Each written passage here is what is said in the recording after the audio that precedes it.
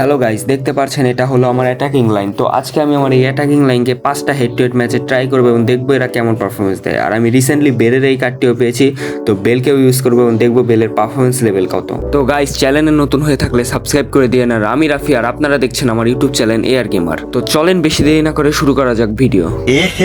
रहा नहीं जाता।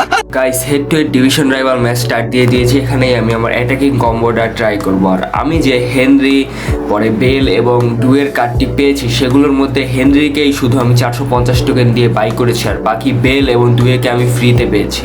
অবশ্যই কমেন্টে জানিয়ে দিন যে আপনাদের অ্যাটাকিং কম্বোতে কে কে আছে, আর আমার অ্যাটাকিং লাইন কেমন হয়েছে সেটা অবশ্যই কমেন্টে জানিয়ে দিন।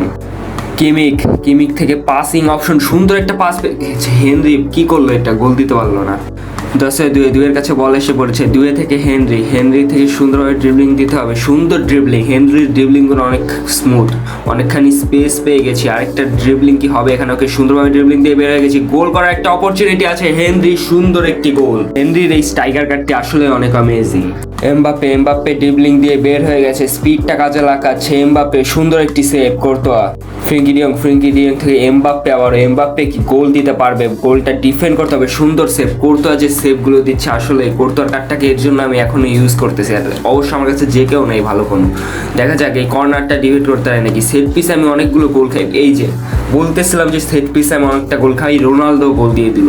ফার্স্ট ম্যাচ শেষ হয়ে গেছে, 1-1 ড্র হয়ে গেছে। ফার্স্ট ম্যাচের পারফরমেন্স তেমন একটা ভালো হয়নি, ডিসেন্ট একটা পারফরমেন্স দিয়েছি। এখন সেকেন্ড ম্যাচে অনেক ভালো একটা পারফরমেন্স দিতে হবে এবং ম্যাচটা উইন করার চেষ্টা করতে হবে। তো সেকেন্ড ম্যাচটা স্টার্ট দিয়ে দিয়েছি। তো সেকেন্ড ম্যাচের অপোনেন্ট হলো আমার, এটা আশা করি ম্যাচটা উইন করতে পারবো। এই গোল কনসিড করা যাবে না। আর্লি গোল কনসিড করলে ওকে আলওয়াইরান অনেকখানি স্পেস পেয়ে গেছে। আলওয়াইরান বল নিয়ে এগিয়ে যাচ্ছে। আলওয়াইরান, ভাই আমার প্লেয়ারদের কি পেস নেই, একটা ডিফেন্ডার আমার পেস নেই। সুন্দর সেভ দিয়ে দিয়েছিল, বাট গোল খেয়ে গেছি। অপোনেন্টের লেফট উইং আবার অনেকখানি স্পেস পেয়ে গেছে। দেখতে পাচ্ছেন আমার একটা প্লেয়ার ওকে ধরতে পারছে না। সে সবগুলো জিগের কাছে যাচ্ছে। জিগে সেভ দিলে বাচ্ছি, জিগে না সেভ দিলে গোল খাচ্ছি। মদ্রিচ বল পেয়ে গেছে। মদ্রিচ থেকে হেনরি ভাই বলতে চেয়েছিলাম যে এটা মিস করিস না, মিস করেই গেল।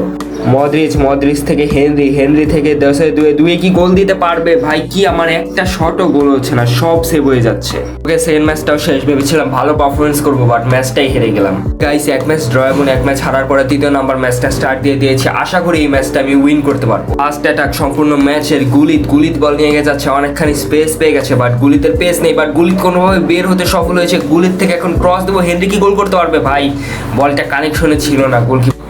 গুলিত থেকে হেনরির কাছে একটা লং পাস দিয়েছি। হেনরি এটা কি স্কোর করতে পারবে? হেনরি থেকে থ্রো, ভাই কি বল, একটাও গোল দিতে পারছি না। 74তম মিনিট, এখন পর্যন্ত একটা গোলও দিতে পারিনি। ভেবেছিলাম ম্যাচটা উইন করবো। রাফিনা বল নিয়ে এগিয়ে যাচ্ছে। রাফিনিয়া থেকে অপোনেন্টের স্ট্রাইকার বল পেয়ে গেছে। আলভারেস কি স্কোর করবে? ও সেভ দিয়ে দিয়েছে, ভাই থ্যাংক ইউ।